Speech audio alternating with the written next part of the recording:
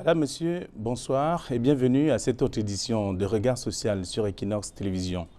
Ils sont nombreux, ces enfants qui naissent avec des malformations congénitales.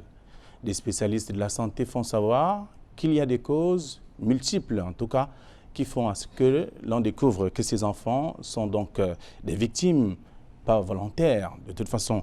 Alors, Regard social, dans son élan, et bien entendu avec son engagement pris au cours de cette année 2019, entend aller au-delà même de ce que l'on peut attendre pour rendre compte justement des différents cas sociaux solutionnés.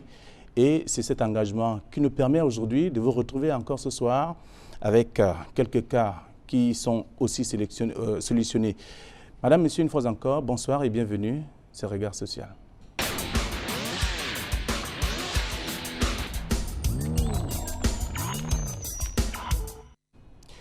Et pour cette première partie, nous avons des invités, pas comme les autres sur ce plateau, un plateau de l'espoir, comme vous le constatez très souvent, parce que plusieurs cas qui sont passés ici ont trouvé des solutions très tôt. Donc, et avec le concours des âmes de bonne volonté qui font davantage confiance à ce programme Regard social. Madame Ngono-Marie, Brigitte, bonsoir. Bonsoir. Et bienvenue. Merci. Vous êtes la marraine de Dauphine, oui, monsieur, que les téléspectateurs vont découvrir un peu plus tard, qui est donc la maman de Gabriel, oui, monsieur, un enfant qui est né avec une malformation congénitale. oui. Vous êtes sur ce plateau pour nous dire un peu comment cette famille souffre au quotidien avec cet enfant. Oui, merci, je suis là, je suis Marie-Brigitte. Je voudrais d'abord remercier le Seigneur parce que je viens pour dire une chose qui est importante, la souffrance. La souffrance a un volet particulier dans la vie de chaque homme et sur les enfants aussi. Hein, personne ne peut vivre sans une souffrance quelconque. La maladie aussi y est. Mais dans la souffrance, il y a ce que nous appelons au sein de la parole de Dieu l'espérance. Donc je viens dire à haute voix que quand on souffre, nous devons espérer. Donc l'espérance, c'est le Christ. Et je crie avec joie que le Christ doit régner dans les cœurs malgré la souffrance. Jésus doit régner dans les cœurs malgré le fait qu'on se sente vraiment parfois abandonné quand on a la souffrance. Et je dis abandonné. Très bien. Oui. Vous nous direz davantage comment faire pour garder espoir et lorsqu'on souffre beaucoup plus, même si on a l'habitude de le dire, que même si on souffre, l'espoir fait vivre davantage. Alors, vous n'êtes pas seul. Il y a également mademoiselle Kinfak Dolis. Bonsoir. Bonsoir, monsieur. Vous êtes la sœur de Dauphine. Monsieur. C'est la maman de Gabriel également. C'est un Monsieur. enfant né avec une malformation congénitale. Vous vivez la Monsieur. souffrance également avec cette famille aussi? Ouais, merci de m'avoir passé la parole. Cette souffrance, on le vit. On vit au quotidien. Il y a beaucoup d'entre nous qui vivent ça, présentement cela. Mais je peux rendre grâce à cet enfant. Parce que cet enfant aussi est très fort de supporter cette souffrance. C'est une souffrance que si on donne à un adulte, je ne pense pas que cet adulte peut supporter cette souffrance. Donc, c'est un enfant né sans ses bourses, je vais dire avec un seul testicule. Et au quotidien, les nuits sont cauchemardesques pour sa maman. Et pour lui-même aussi. Je peux dire juste un bravo pour sa maman. Parce que cette femme, vraiment, elle est très forte. Moi, à sa place, je ne pense pas que je pourrais tenir comme elle le tient présentement. Elle est très forte. D'accord. Merci également d'être venu sur ce plateau. Également, docteur Djengwe, bonsoir. Bonsoir. Vous êtes psychologue. Vous avez une carte de visite très étoffée. Je préfère me limiter à ce titre. La souffrance, ça vous dit? Mais je crois que si on devait s'attarder sur le cas qui nous est présenté ce soir, il y a au moins deux dimensions à prendre en compte. La première qui est physique et qui, concernant une malformation congénitale, va peut-être, chez l'enfant qui vient au monde, privé d'une partie vitale de son anatomie, ben, non pas physiquement pour lui-même de ressentir quoi que ce soit, mais susciter. Et c'est en ça qu'on va faire la différence entre la douleur physique, par exemple, et la souffrance qui est plutôt émotionnelle. Donc cet enfant privé de ses bourses, ou d'une de ses 2 bourses, ben, très vraisemblablement n'en ressent pas physiquement, n'est-ce pas, les conséquences. Et donc il n'y a pas de détresse majeure. C'est donc les parents, les soignants, qui constatant cette chose qui sort un peu des canaux naturels, espérés, attendus, considérés comme normaux, vont s'étonner de ça et peut-être considérer qu'il y a quelque chose de catastrophique, de tragique. Ça va être une source de détresse majeure, de souffrance, parce que l'espoir ou le désir et surtout l'imagination des conséquences de ça sur la vie de cet être qui arrive au monde avec quelque chose qui pourrait ressembler à un handicap, alors par anticipation de ce qu'il pourrait endurer à cause de ça, ben, les parents peuvent être ravagés par une grande souffrance. Et cette souffrance elle-même peut se transmettre à l'enfant qui ne sera pas perçu comme un enfant tout court, mais comme un enfant handicapé.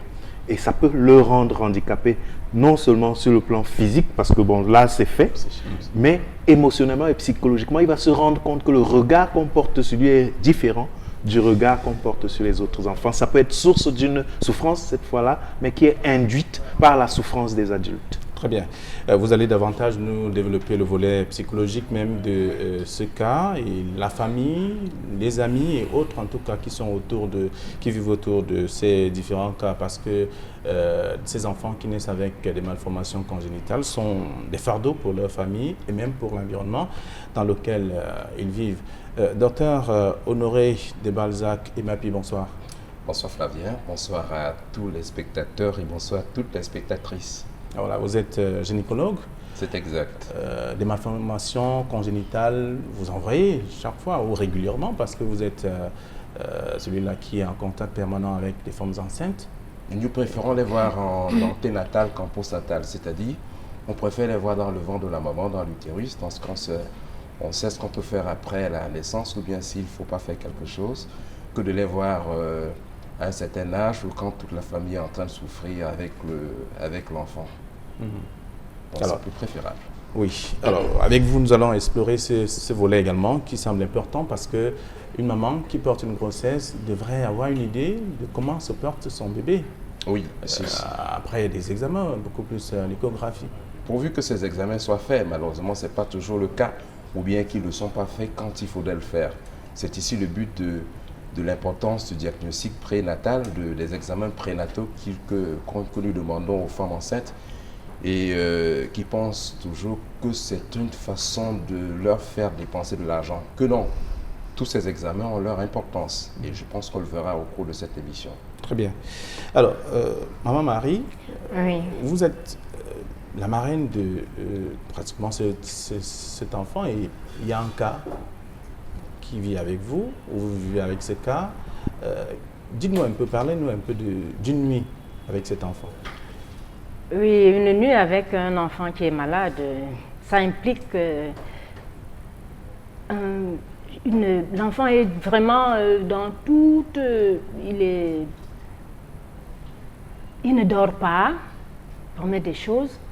Bon, c'est vrai, moi je ne dors pas dans la chambre, puisque je suis sa marraine de toute manière. Mais l'enfant ne dort pas. L'enfant ne peut pas manger, il ne peut pas jouer, il ne peut pas vaquer à certains jeux comme les enfants. Et sa mère va être malade au même titre que l'enfant. Je signale cela. C'est-à-dire la maman va être malade au même titre que son enfant.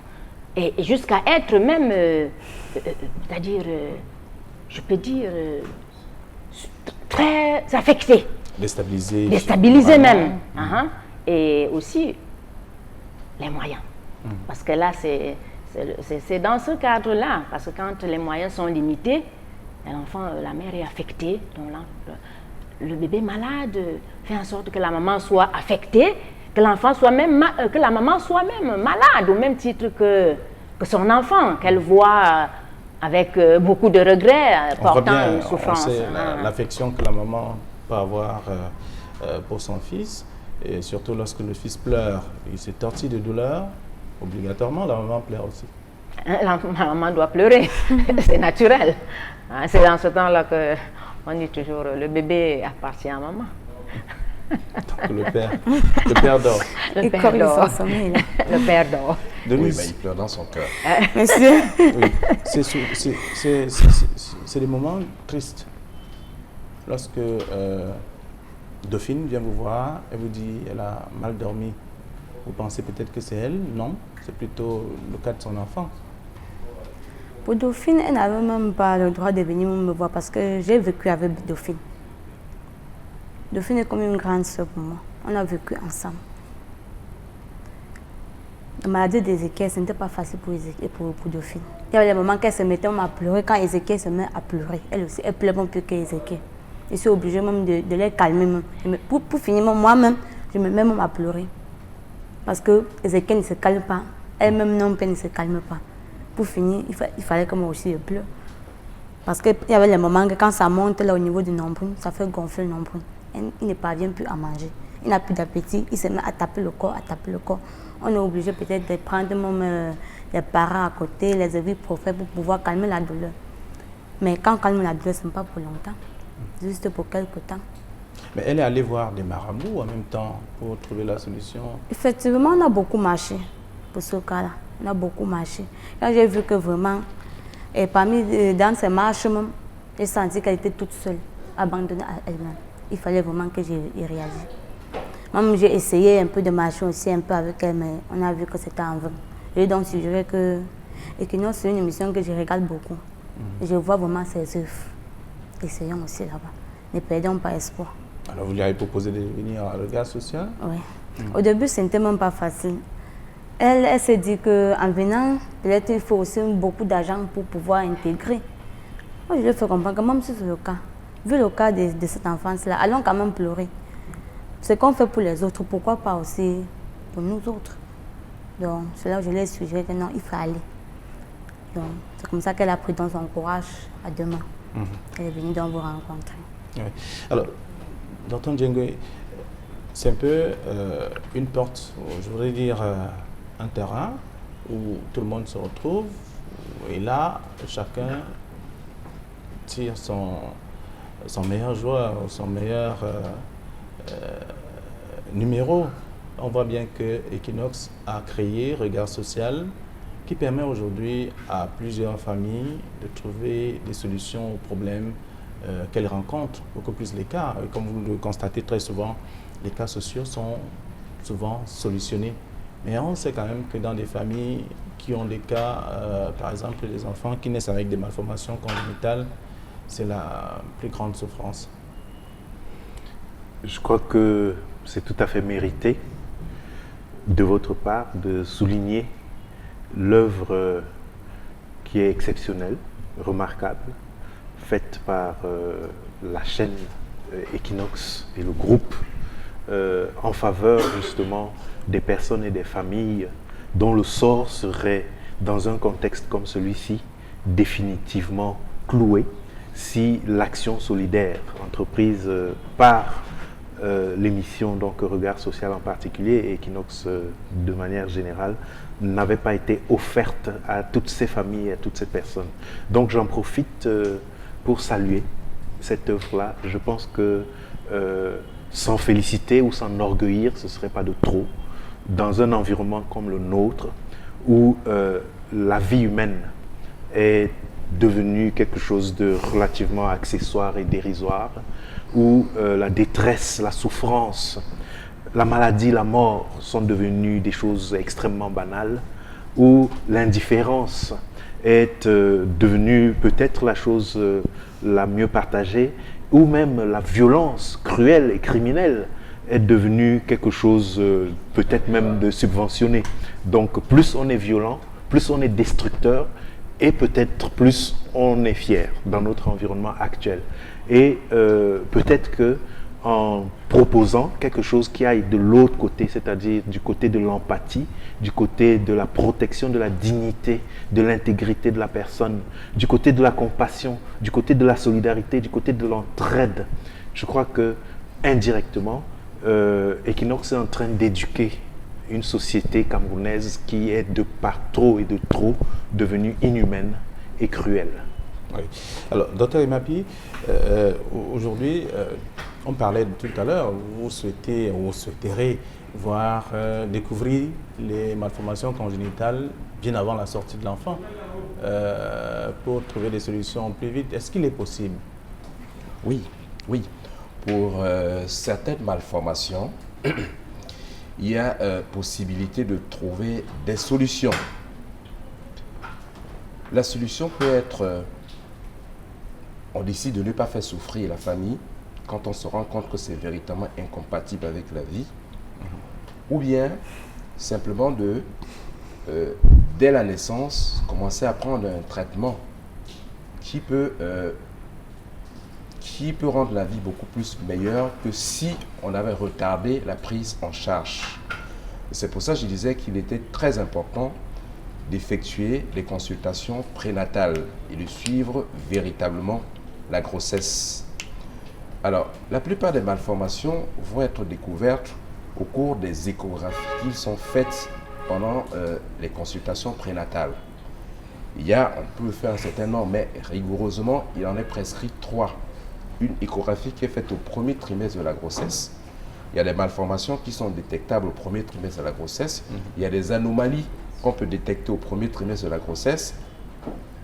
Il y a l'échographie morphologique qui doit être faite au deuxième trimestre de la grossesse, c'est-à-dire entre 4 mois et demi, 5 mois.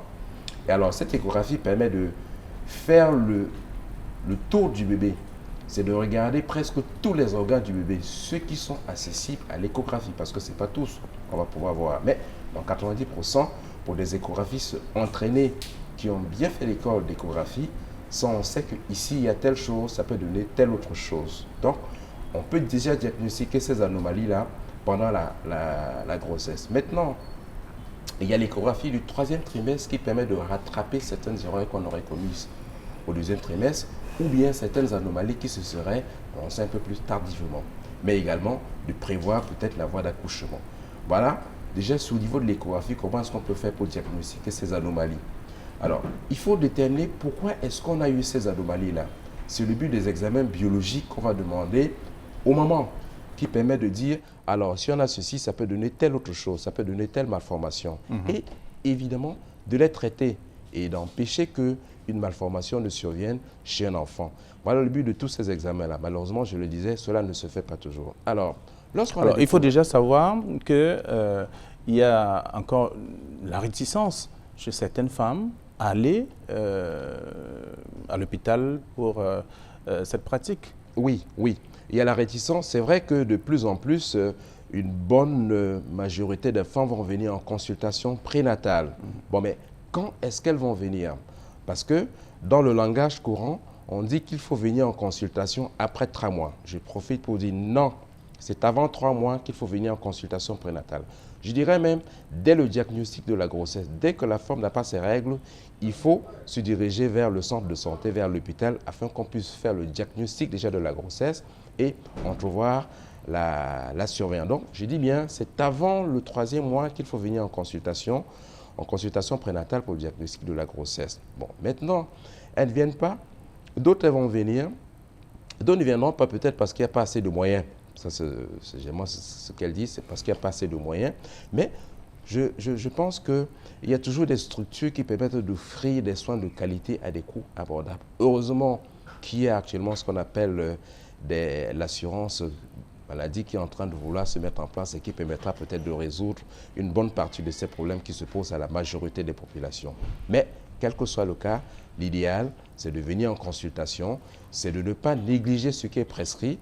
Et je vais ajouter une autre chose, c'est que il y a beaucoup de médecins au quartier. Ce que j'appelle médecins, c'est des conseils qu'on va donner. Alors, il faut prendre ceci, il faut faire ceci, il faut faire cela. Ce qui n'est pas totalement exact. Malheureusement, une grossesse n'est pas toujours la même que... Votre grossesse n'est pas celle de votre camarade, de votre voisine ou bien de votre cousine. Les grossesses sont totalement indépendantes les unes des autres. Très bien, on va dire, ma voisine prenait tel médicament, je peux prendre aussi parce qu'il faut éviter telle ou telle autre chose. Ça devient ce qu'on appelle l'automédication, qui est quelque chose de très dangereux. Il faut savoir que la femme enceinte, elle n'est pas seule, elle est deux. Donc, chaque fois qu'une femme enceinte doit prendre un médicament, elle doit tenir compte que le bébé, lui aussi, doit prendre ce médicament. Donc, il faut faire très, très attention. Surtout, pendant les 3 premiers mois de la grossesse, c'est une période d'organogenèse, c'est une période de formation des organes. Alors, les médicaments qui sont pris pendant cette période peuvent être délétères, peuvent être vraiment néfastes, peuvent franchement endommager la vie de cet enfant. Très Donc, bien. il faut faire très, très attention pour ces médicaments. Et quand je dis médicaments, ce n'est pas simplement les médicaments qui sont vendus en pharmacie. Nous savons que nous avons une grande pharmacopée traditionnelle et dont on ne connaît pas exactement qu'est-ce que ça va donner sur la grossesse. Donc, il faut faire très attention, même parmi ces médicaments, ce qu'on doit prendre au cours de la grossesse. Très bien. Alors, Maman Marie, nous allons sortir de cette première partie dans un instant. Le temps de comprendre avec vous également que lorsque vous avez un enfant dans la famille qui naît avec une malformation congénitale, ça veut dire qu'il faut des moyens pour chercher à trouver la solution à son problème, si ce problème peut trouver solution véritablement. Et lorsqu'on est dans une famille à faible revenu, il faut se battre, il faut prier. Vous avez parlé d'espoir tout à l'heure. Oui, en parlant de l'espérance tout à l'heure, je reviens sur un mot, c'est ce que le docteur a dit tout à l'heure. Nous disons bravo à Regard Social. Je le dis avec beaucoup de gaieté, parce qu'il ne faut pas s'enfermer dans ses problèmes. Hein? Le problème doit à tout prix trouver une solution. Alors, si nous disons souvent que nous prions, c'est parce que nous savons qu'il y a quelqu'un qui nous écoute. Hein, et il y a quelqu'un qui voit qu'il y a des bienfaiteurs autour de nous, mais il faut avoir quand même un canal. Donc, vous êtes le pont entre ces personnes et la société. C'est vous. Donc, moi, je dis, nous rendons grâce à Dieu parce que Dieu qui vous a donné l'intelligence, vous n'avez pas gardé ça pour vous-même. Vous vous êtes dit, regard social, nous allons faire quelque chose par rapport à la souffrance. Donc, je ne vais pas revenir sur cela, mais je dis, une chose est vraie, la souffrance est là. Hein? La souffrance est là. Hein? Il y aura toujours des souffrances. Ne nous enfermons pas souvent dans la souffrance.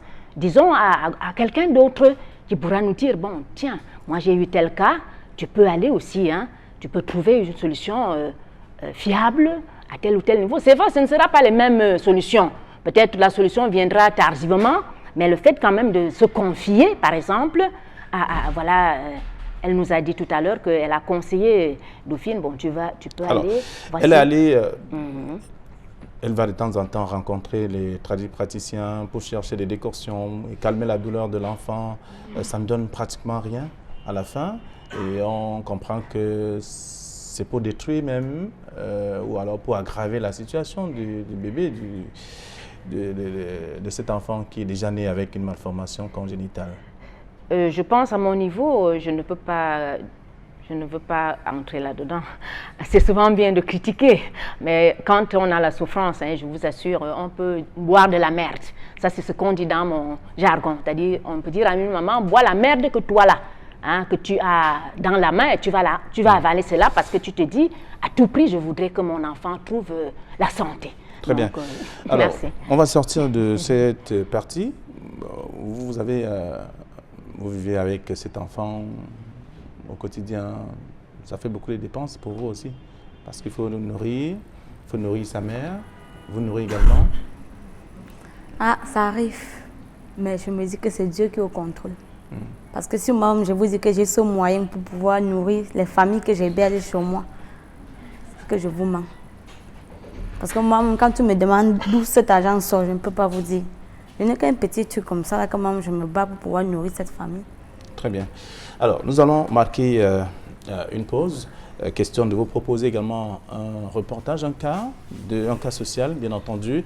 Il s'agit d'un enfant qui est né avec une malformation congénitale, un enfant qui est né avec, qui n'avait pas ses bourses au total. Donc, une bourse était ou est quelque part, mais on aura l'occasion de découvrir où se trouve justement cette bourse-là. Donc, ces testicules, clairement, ce qui est dit. Donc, juste après, nous allons accueillir d'autres experts sur ce plateau. C'est Regard Social.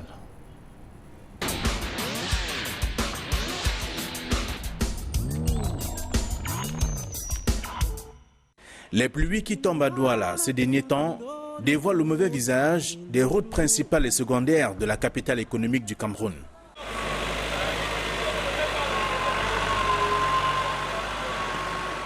Towonyo City, c'est l'un des coins du quartier Bonendale, à Bonabiri, qui accueille l'équipe de reportage de Regard Social.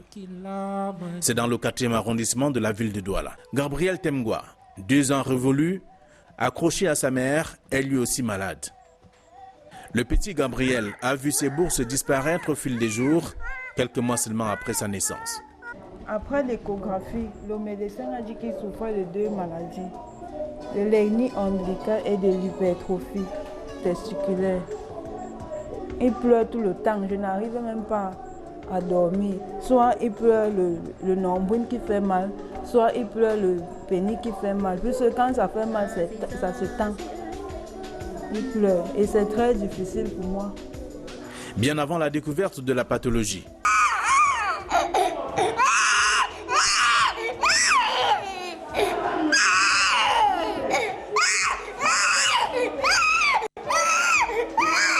ces enfants ont donc besoin de vous, besoin d'aide, pour être comme ceux de leur âge.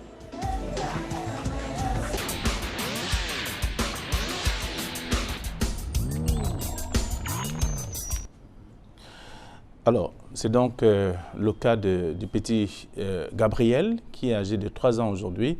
Il est né sans tous ses testicules. Il y a un seul qui existe et le second a disparu. On ne sait pas où il se trouve, mais certainement les médecins vont nous dire si jamais le second est disponible et là où il se cache.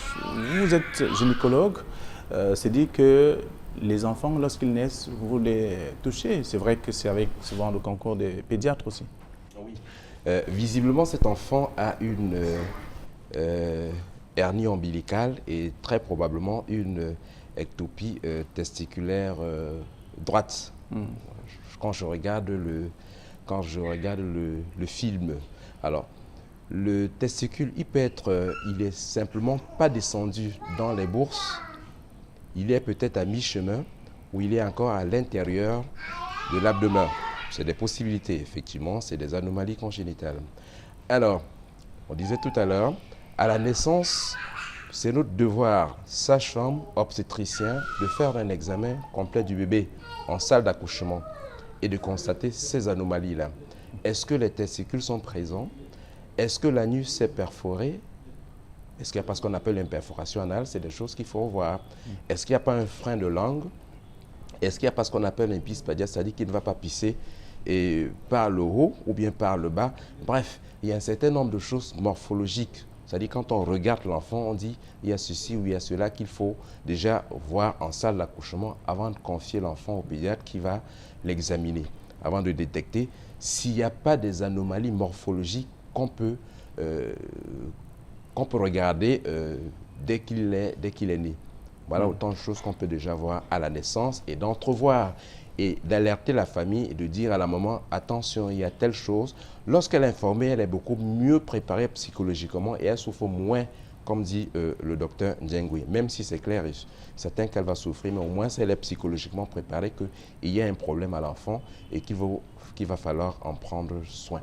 Alors, docteur Ndjengwe, on parlait justement tout à l'heure, et voilà un cas, le cas du petit Gabriel, qui est âgé de 3 ans. Il a déjà un nombril ressorti légèrement, et avec un testicule qui est caché quelque part où il n'existait pas, on ne sait pas trop.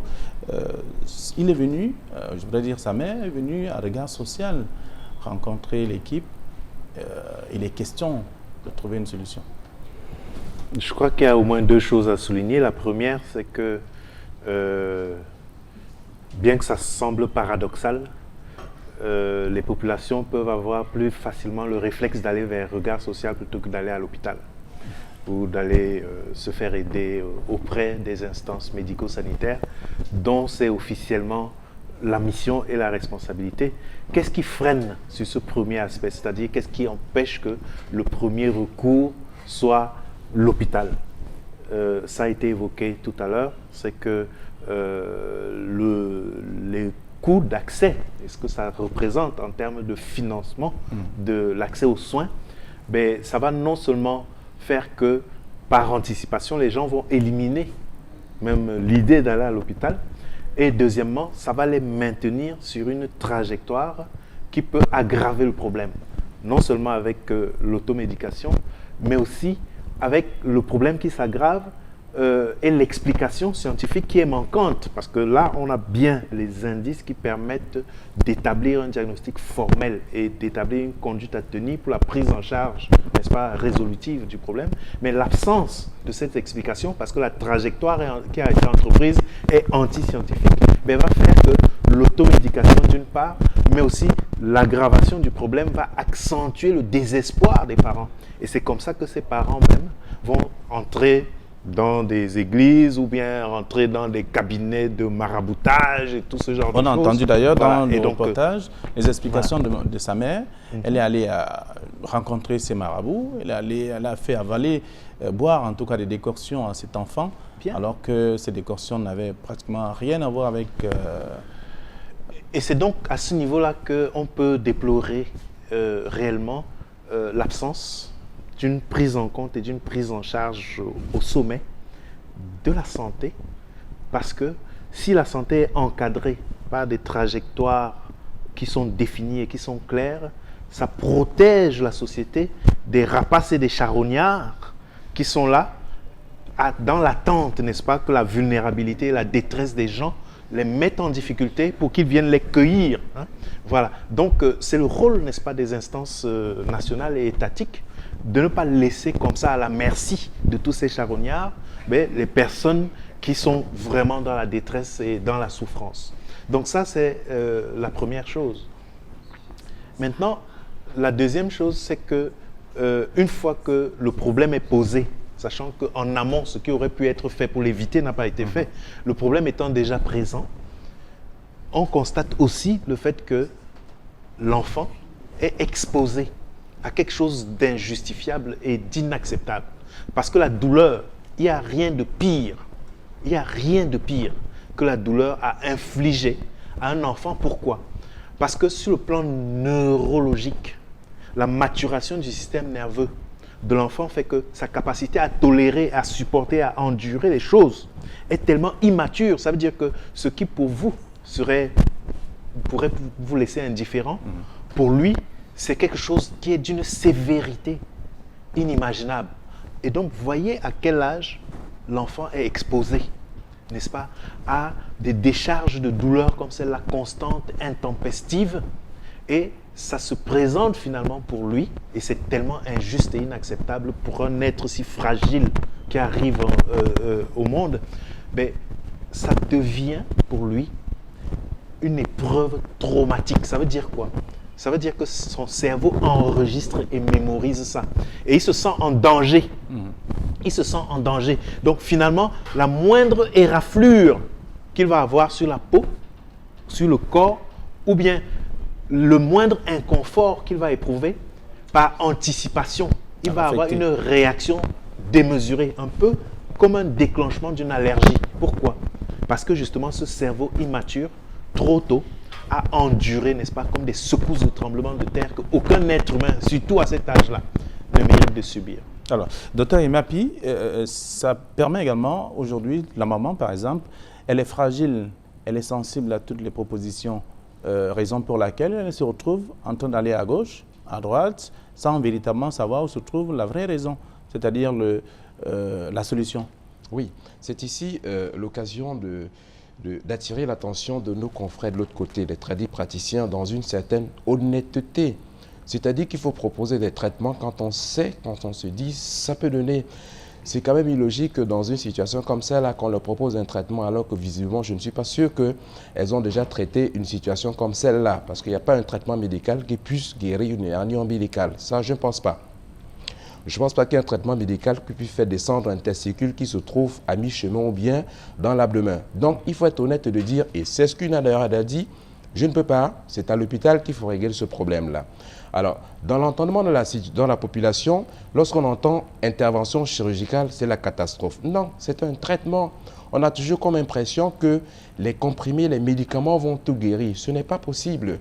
Ce n'est pas tous les comprimés qui peuvent guérir tous les maux. Il y a des situations dans lesquelles il faut réparer et il faut donner à la personne qui peut réparer. En médecine, il y a ces gens-là. Ce sont des chirurgiens qui peuvent réparer certaines choses. C'est leur rôle. Et c'est un traitement. Et il y a autant de risques à prendre un comprimé de paracétamol qu'à faire une intervention chirurgicale. Ça, il faut qu'on le dise très bien. Donc, en acceptant l'un ou l'autre, on prend toujours un risque. Donc, il n'y a pas de raison à dire que j'ai peur d'une intervention chirurgicale ou de l'eau. Bon, c'est vrai que dans ce cas, ce n'était pas un problème de ce genre, c'était un problème d'information. La maman n'a pas eu le reflet de dire « je retourne à l'hôpital dans lequel on a accouché cet enfant ». Elle se dit « je vais plutôt chez les praticiens parce que c'est la première chose quand on l'a écouté. Il y avait les conseils des voisins, voisines qui lui disaient… Peut-être parce qu'il n'y avait pas assez de moyens, mais… Peut-être aussi beaucoup plus à cause des conseils des uns et des autres qui leur ont dit il faut plutôt aller chez le praticien qui peut guérir ce genre de situation. C'est assez déplorable.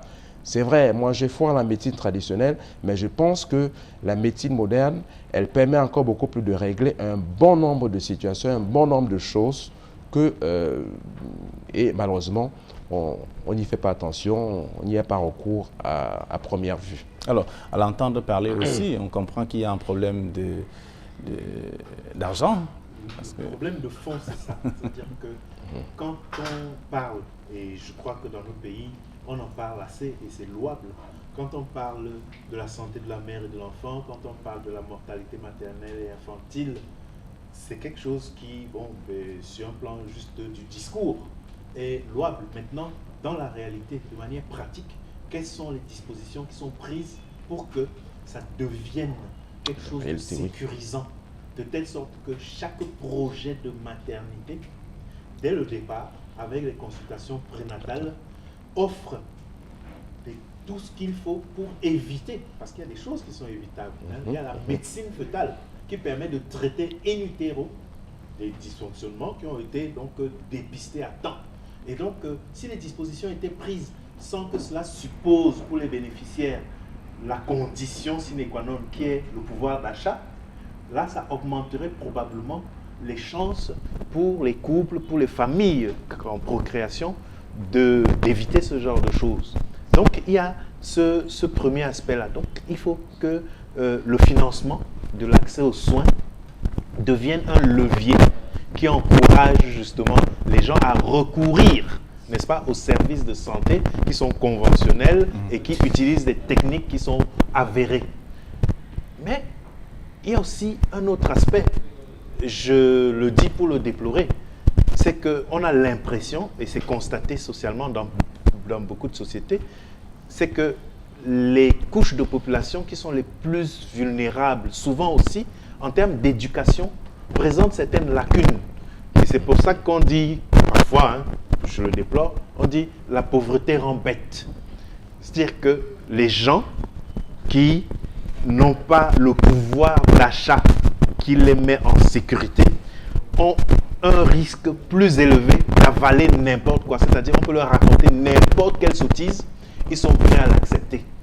Donc, une des missions, notamment des médias sociaux de communication, comme le vôtre, comme Equinox, c'est d'éduquer et de montrer que certaines croyances qui sont trop faciles, peut-être sont faciles, mais ça coûte plus cher après.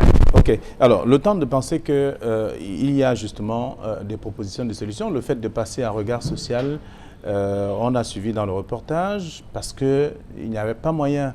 Elle était obligée de venir rencontrer l'équipe de regard social parce qu'elle a fait le tour des hôpitaux, elle est allée à gauche et à droite sans moyens finalement. Elle sait pertinemment qu'à regard social, il y a des âmes de bonne volonté qui contribuent et qui font confiance à ce programme et qui continuent d'ailleurs de faire confiance. Vous voyez bien que nous sommes en 2019, il y a toujours des contributions qui sont enregistrées et nous disons déjà merci à toutes ces personnes. Et là, il est question également pour elle de rencontrer un médecin, un spécialiste qui peut trouver la solution à la pathologie qui traumatisait son enfant. Oui, il est question pour elle de rencontrer un spécialiste, un chirurgien, il est bien indiqué, un chirurgien pédiatre, c'est beaucoup plus ce qui est le plus indiqué parce que c'est la pathologie chirurgicale des enfants. pouvoir régler ce genre de situation. Mais effectivement, on a dit, son gros problème, c'est le problème financier. Et c'est l'occasion de dire encore une félicitation et merci à toutes les bonnes volontés qui regardent l'émission et prennent à cœur le problème des autres et donnent des contributions afin qu'on puisse régler ce genre de problème. Parce que c'est vrai, visiblement, ils n'ont pas. On ne peut que dire merci et encouragement à toutes ces personnes-là qui disent non, ça m'a touché, il faut que je vienne en aide à cette personne. On ne sait jamais, cela peut être moi. Très bien. Alors, et comme vous le dites justement, regard social, lorsqu'on est assis sur ces chaises, ce sont des chaises de l'espoir. Il y a toujours espoir, on l'a dit. C'est vrai. Maman Marie a évoqué le cas tout à l'heure. Et elle a eu la chance d'avoir des contributions des uns des autres et la chance également de rencontrer un spécialiste, un médecin.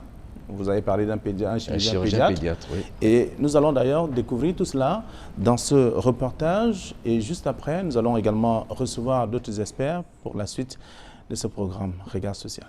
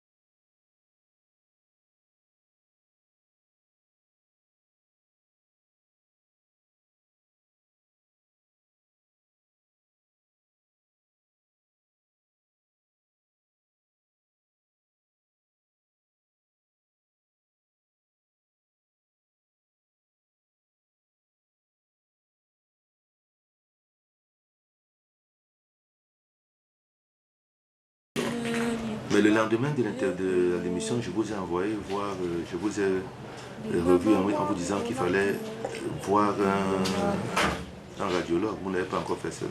Non. Bon, je vais examiner l'enfant et puis on va voir.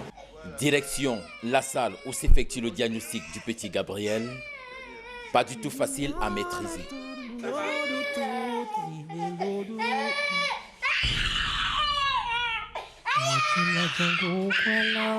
De retour au cabinet, le docteur Théophile Kamgep livre les conclusions et donne des clarifications au sujet du mal dont souffre le petit Gabriel. Nous avons bien réexaminé l'enfant dans le calme.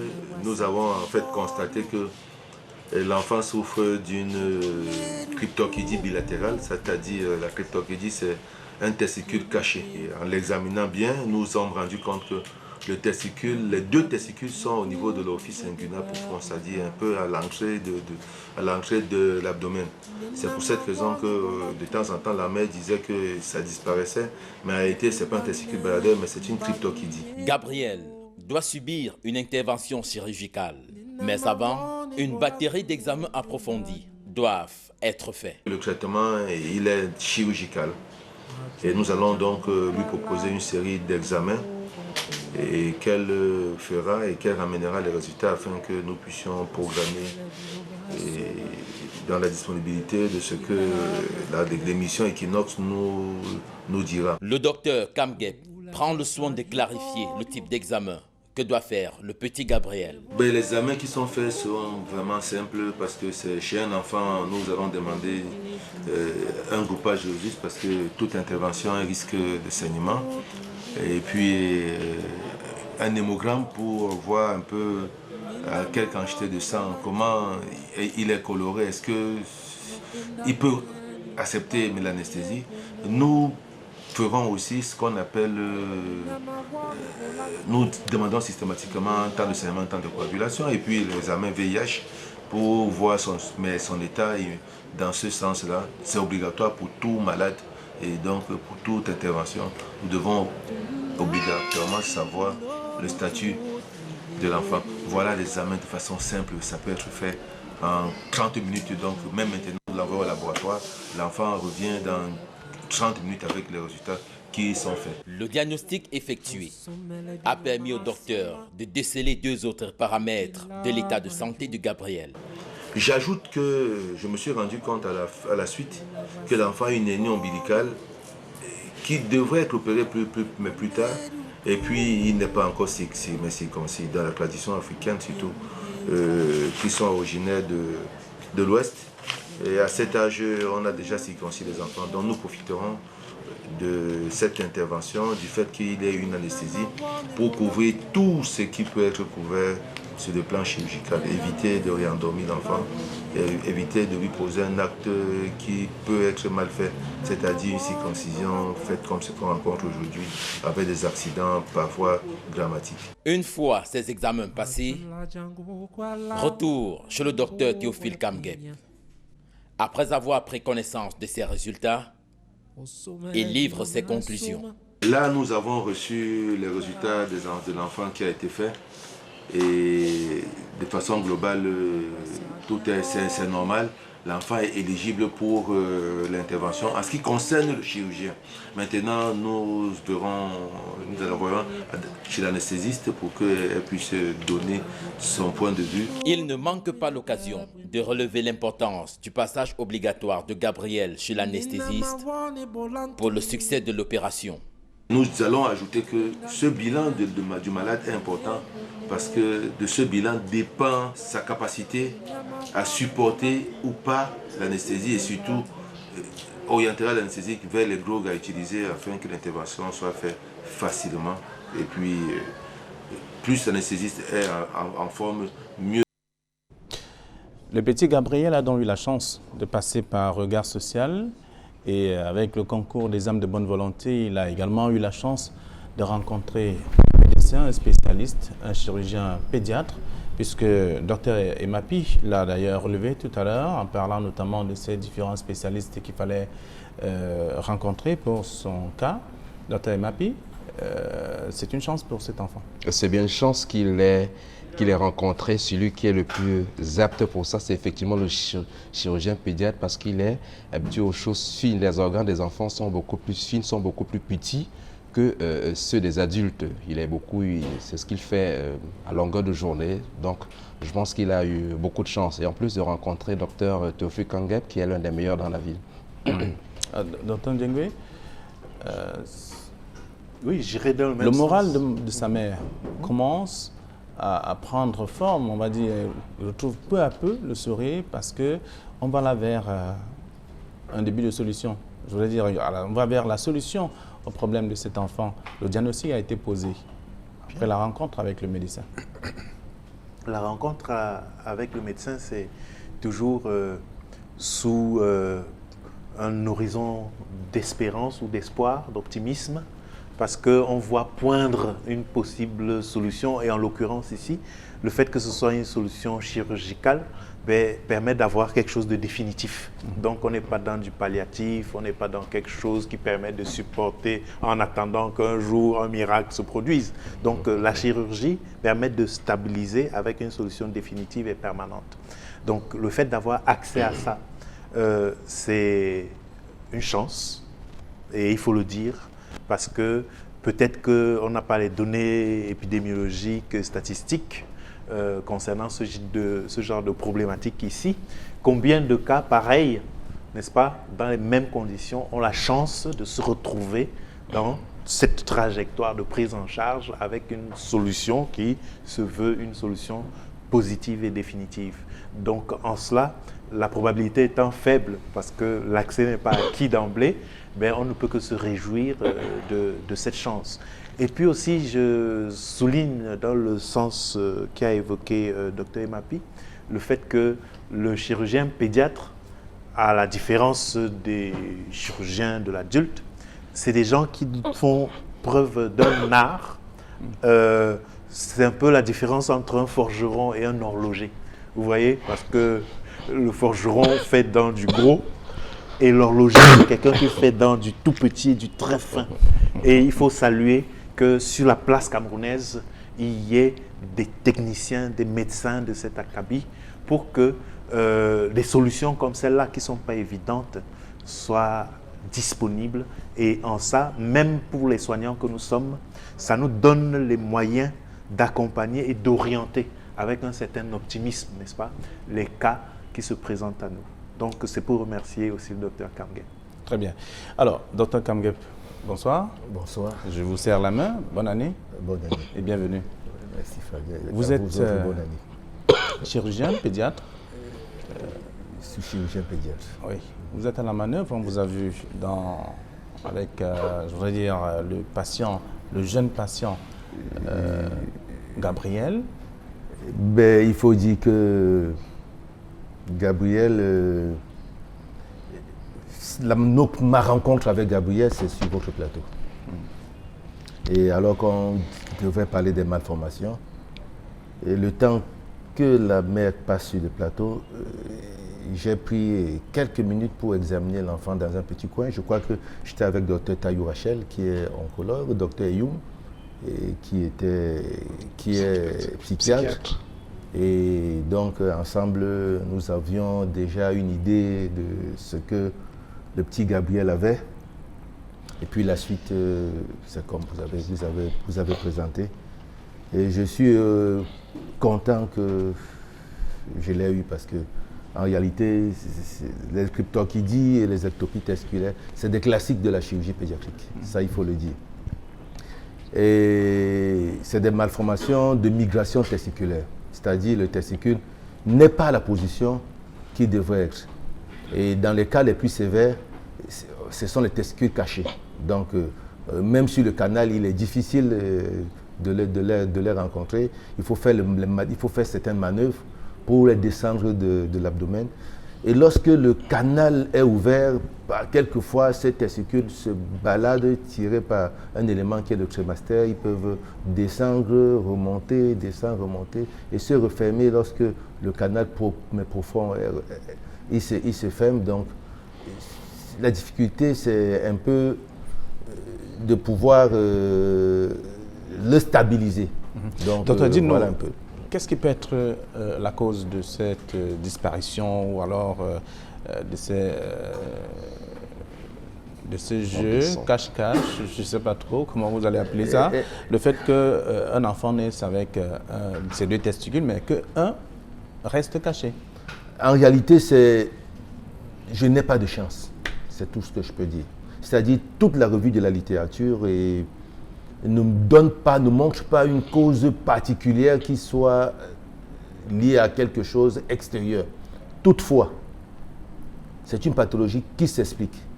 Et ce qui s'explique mais pourquoi? La mise en place du testicule se fait dans la vie fœtale à partir de la 12e semaine. Et je dis bien de la vie fœtale, c'est-à-dire que l'enfant est encore dans le ventre de maman. Et à cette 12e semaine, le testicule est abdominal. Et plus tard, donc, il descend dans le scrotum, et tout ceci attiré par un ligament qu'on appelle le gubernaculum testis. Et il doit traverser un canal qu'on appelle le canal péritoneo-vaginal. Donc, c'est celui qui, chez l'enfant, est responsable des hernies, des hygrocèles, d'une série de petites pathologies lorsque ce n'est pas fermé. Et ce canal est supposé se fermer à 8 mois. Et c'est-à-dire à la naissance, et quand il n'est pas fermé, on peut attendre jusqu'à 8 mois. Et sachant qu'il peut se fermer, mais en général, il doit se fermer. Malheureusement, deux grandes possibilités se présentent.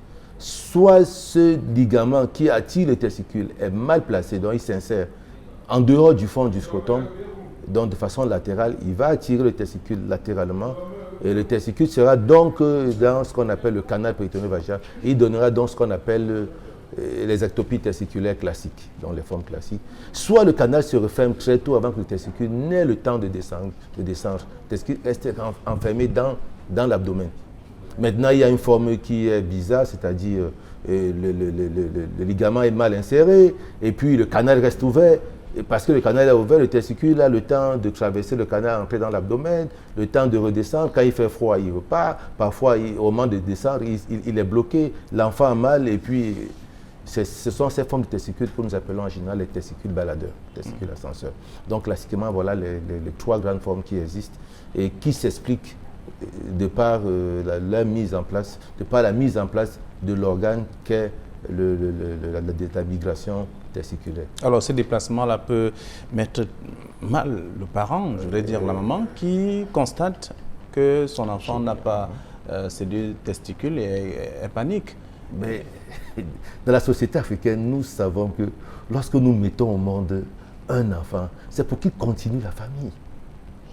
Donc, tout ce qui touche l'organe génital a raison de stresser les parents. En dehors du fait que la mère se trouve un enfant différent des autres. Donc, il y a déjà une souffrance. Et maintenant encore, lorsqu'elle se dit, mais est-ce que ma famille doit s'arrêter à cet enfant? Voilà encore l'autre problème qui se pose. Donc, vous comprenez que le stress est multiple lorsque ça touche cette partie, cet organe. Alors, Dr Njengwe a certainement voulu le dire, ou alors il a dit en d'autres termes tout à l'heure. Vous avez des petites manies, en fait. Vous avez donné des bonbons à cet enfant lorsqu'il est arrivé à consultation. Vous savez, et tout médecin qui s'occupe de cette tranche d'âge doit se comporter comme eux, doit connaître l'enfant, même dans la tenue. Vous avez vu, il faut porter des tenues qui retracent la vie de l'enfant. L'enfant, c'est les jouets, l'enfant, c'est les dessins animés, l'enfant, c'est les Mickey, etc. Et puis, des tout petits jouets, tout petits bonbons. Il faut se mettre dans la peau de l'enfant pour être accepté. C'est important. Être accepté de l'enfant, et ça veut dire que vous pouvez l'examiner facilement. Ça veut dire qu'il est votre ami. Il est content quand vous dites, mais mon ami, ça va, il sourit. Donc, il y a des petits mots que l'enfant aime entendre et puis, bon, il se croit grand, il est grand. Donc, vous êtes en harmonie. Je crois que c'est quelque chose d'important. Alors, justement, pendant ce premier contact et pendant la consultation, vous avez découvert qu'il y avait d'autres pathologies en dehors de ce qui a amené la maman ou le patient chez vous? Et en effet, l'enfant développait la 3e hernie qu'on a dans l'organisme, c'est-à-dire une hernie ombilicale. Ce n'était pas une petite hernie ombilicale, une grosse hernie ombilicale. Et de temps en temps, l'enfant avait des douleurs abdominales, ce que la maman nous a signalé aussi. Et cette douleur abdominale, peut-être elle croyait que c'était le testicule, mais ça pouvait être attaché à cette hernie ombilicale.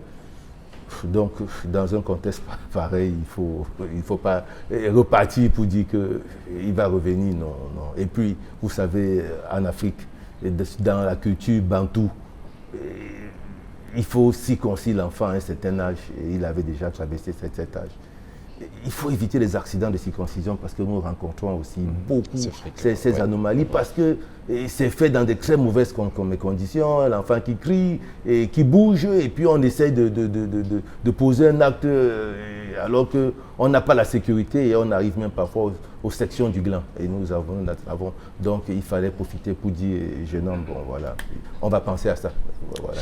Dr Njengwe, c'est une occasion, ou j'allais dire une chance, de tomber sur un médecin qui trouve la solution au problème juste. Ce qui a été fait en fait avec ce cas, le cas du petit Gabriel, qui est tombé sur un médecin pédiatre, chirurgien pédiatre, qui connaît la pathologie en question. Ce qui n'est pas facile en tout cas, je veux dire. Mais bon, ça tombe un peu sous le sens, M. Ndongo. C'est ça le rôle de la médecine. C'est-à-dire que la médecine est censée disposer de compétences, de connaissances, à la fois pour comprendre, poser des diagnostics et proposer, n'est-ce pas, des solutions. Et si nous constatons qu'il y a une pénurie de ces ressources et de ces compétences dans notre pays, c'est ça qui est anormal, n'est-ce pas? Donc, dans tout pays normal, on devrait avoir accès de manière prévisible et normale à ces compétences-là. Donc, je partage votre opinion quand vous dites que c'est une chance, mais c'est anormal. Maintenant, on ne va pas le bouder, n'est-ce pas? Parce que, évidemment, l'accès dans ce cas particulier a été possible. On s'en réjouit parce que le cas échéant, ça aurait été une détresse de trop, une détresse de plus, qui est injustifiée et anormale. Donc ça, c'est une première chose qu'il faut véritablement souligner. Mais j'aimerais rebondir un peu sur le commentaire de Dr Kamgen tout à l'heure, quand il parlait de la valeur des organes génitaux. Parce que, bien que culturellement, bien sûr, on puisse penser que l'Africain, le Bantou, a le souci très profond de la progéniture, de la descendance. Mais ça, c'est quelque chose qui est programmé, qui est donc inné dans le cerveau de tous les animaux. Ce n'est pas seulement l'être humain.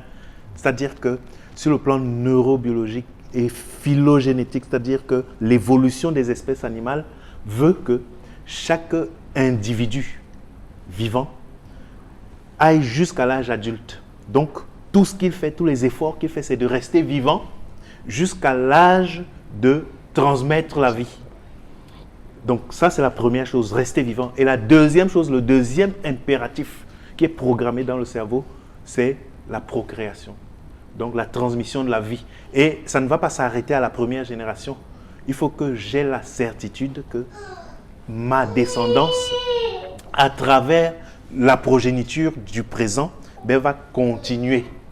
Et si quelque chose, un incident comme celui-là, touche de manière dramatique, donc l'appareil reproducteur, symboliquement, ça veut dire que c'est l'existence même à la fois de cet individu, mais aussi de sa lignée, n'est-ce pas, qui est remise en cause. D'où les réactions qui sont sur le plan émotionnel et psychologique, parfois, n'est-ce pas, exacerbées devant des situations comme celle-là qui sont interprétées, n'est-ce pas, comme étant quelque chose de catastrophique. Et la nécessité maintenant de se retrouver devant des experts et des spécialistes qui proposent une explication à un problème qui est donc compréhensible, mais qui n'est pas irréversible. Donc là, on a la possibilité de comprendre que ça ressemble à un drame, mais ce n'est pas un drame. Docteur Imapi. Oui, tout à fait exact. Lui dit c'est pas une chance, je pense que c'est une chance. C'est une chance. C'est vrai que c'est pas normal qu'on le dise, mais dans les faits, c'est une chance qu'il soit tombé sur un bon chirurgien, un chirurgien pédiatre, parce que on aurait pu. C'est pas une intervention chirurgicale. Tout part de la consultation. Oui, tout part de la consultation. Permet d'avoir un bon résultat peut-être. Tout à fait, tout à fait. Il y a déjà la consultation, il y a l'approche. Il faut déjà se faire accepter par le malade parce que s'il n'y a pas cette relation, si on ne s'accepte pas, c'est difficile. Même l'enfant, il perçoit, même les parents, ils le perçoivent. Ça, c'est clair. Il dit, OK, oui. C'est peut-être pas parce que Equinox a envoyé que forcément on va dire non, on va le prendre. Non. Et est-ce qu'il est convaincant? Oui, il est convaincant, donc on peut le prendre. C'est comme ça. Il y a cette relation qui va lier le malade, le médecin et son malade. Et l'approche, elle était déjà bonne. C'est-à-dire, c'est déjà considéré comme sa famille en leur faisant un petit reproche. On vous a demandé de venir depuis où vous étiez, où ça, on ne va pas faire des reproches comme ça à l'inconnu. Et puis les bonbons qu'on va donner à un enfant. Et puis maintenant, il y a la pratique médicale. J'ai tout suivi, tout ce qu'il a fait. C'est tout à fait ordonné, bien classique. Et puis, donc on ne peut pas s'en plaindre. C'est pour ça que j'ai dit que c'était l'un des meilleurs. Alors, il arrive parfois de trouver ou de détecter d'autres pathologies lorsque le patient arrive chez vous pour un cas. Et c'est ce qui est arrivé carrément avec Dr Kamgen et son patient. Oh oui, ça arrive assez fréquemment. On ne va pas dire que parce que vous êtes venu pour telle pathologie qu'on va réparer ça, on va rentrer attendre. S'il y a la possibilité de réparer tout ça au cours d'une même intervention, on le fait. Sauf s'il y a une contre-indication. Ah ouais. Par exemple, si on se rend compte que ça va mettre en danger la vie du malade, non, on dit il faut différer. Il faut pouvoir différer ça, mais quand c'est possible, il vaut mieux le faire. Et on est tranquille. Psychologiquement, mais quand on ne l'a pas fait, on n'est pas satisfait. Je partage totalement son point de vue parce que au bloc opératoire, il y a trois gros éléments qui interviennent. Il y a le chirurgien qui opère, il y a l'anesthésiste qui endort le malade, et il y a l'environnement qui constitue le plateau technique, les gros anesthésies, est-ce qu'on est sûr qu'on peut pallier à une éventuelle complication, à une urgence et qui peut arriver à tout moment? Il faut être sûr de tous ces éléments avant de décider. On peut faire cela, on peut s'arrêter à telle intervention, on peut passer à 2 gestes, on peut passer à 3 gestes. C'est tout cela qu'il faut tenir compte. La réussite, je l'ai dit tout à l'heure, ça part du bon diagnostic qui est posé. Oui, non, il y a le bon diagnostic, mais comme il dit, il y a aussi l'environnement du traitement. Je crois que voilà un peu ce que je peux dire. Il y a l'environnement, il y a toute l'équipe et il y a l'environnement. C'est un peu ça. Vous pouvez être fort, mais si votre environnement ne suit pas, mais vous n'allez rien faire. Donc, il faut tenir compte de tout, ne rien négliger de ces 3 paramètres. Alors, un enfant de son âge qui souffre déjà de la hernie ombilicale, c'est dû à quoi, par exemple? Toutes ces pathologies s'expliquent depuis la vie intrafœtale. Donc, on ne peut pas dire qu'il y a une cause à une hernie ombilicale aussi. Tout part de ce qu'on appelle le nœud de Hansen, c'est-à-dire que par lequel l'ombilic existe. C'est-à-dire, et ça aussi, c'est une vérité, c'est que les anses de l'enfant sont extra-abdominales pendant la vie fœtale jusqu'à une certaine période. Il y a une réintégration donc par ce canal qui est le canal ombilical. Et puis, il réintègre l'anse, il réintègre la cavité abdominale. Il y a un système de rotation de façon anti-horaire pour mettre en place tout ce qu'on a comme organe abdominal. Et à la fin, il faut bien entendu que le canal se referme. Et malheureusement, il y a un nombre d'enfants chez qui on n'a pas de chance et le canal ne se referme pas. Il peut être grand, très très grand, on a des très grosses hernies. Il peut être moyennement grand, c'est un type 2, une hernie moyenne. Il peut être tout petit et le tout petit fait très mal parce que les anses qui sont là ont tendance, se sont coincés facilement. Donc en réalité, ce sont des pathologies qui s'expliquent. Et c'est aussi, comme il disait, c'est la particularité du chirurgien pédiatre, c'est qu'il faut connaître, comprendre la maladie avant de traiter. Oui. Alors, il donne une très bonne explication, c'est ce que je disais tout à l'heure, que ce n'est pas tout qui doit être traité par des médicaments. Si ce n'est pas fermé, il faut fermer. Ce n'est pas un comprimé, ce n'est pas une injection qui va les fermer. C'est clair qu'il y a une orifice qui est là, il faut pouvoir fermer. Il y a du matériel pour pouvoir le fermer, c'est clair. Donc ce n'est pas des comprimés qu'on va prendre qui vont fermer ça. Alors, on a parlé en début, avant votre arrivée sur ce plateau, des pathologies ou des maladies congénitales. Ça fait partie de ces maladies, l'ectopie testiculaire et autres? Oui, puisque c'est des pathologies qui sont, quand on dit congénitales, c'est-à-dire l'enfant naît avec. Et il faut aussi dire une chose, la chirurgie pédiatrique, tout chirurgien pédiatre est avant tout un médecin, comment on appelle ça, il est spécialiste en médecine fœtale. Donc, il y a un très grand volet de la formation qui touche la médecine fœtale. Donc, on voit souvent des médecins qui écrivent DU de médecine fœtale, chirurgien pédiatre. Il n'a pas besoin parce que c'est déjà partie intégrante de sa formation. Alors, c'est dit qu'à partir de... lorsqu'on a en face de soi une femme enceinte, on peut déjà, après échographie, après examen, savoir que l'enfant qui vient là va avoir tel ou tel problème. Lorsque le gynécologue me fait une bonne échographie, et c'est ce qui se passe aujourd'hui en ville, l'échographie ne se limite pas à dire l'enfant a tel âge, l'enfant il va naître tel jour, mais d'examiner l'enfant organe par organe et de dire je suis ici devant une malformation des voies urinaires, devant une grande vessie, devant ceci, et d'appeler le chirurgien pédiatre et dire ah confrère, j'ai une situation pareille. Et ensemble nous codifions la suite de suivi de la grossesse. Et puis qu'est-ce qui va se passer à l'accouchement? Parfois il y a des pathologies qui sont à interruption de grossesse obligatoire. On décide et puis aujourd'hui en Europe il y a ce qu'on appelle un comité technique, un conseil médical avec des juristes, etc. pour décider l'interruption de la grossesse. Mais ici, ça n'existe peut-être pas encore.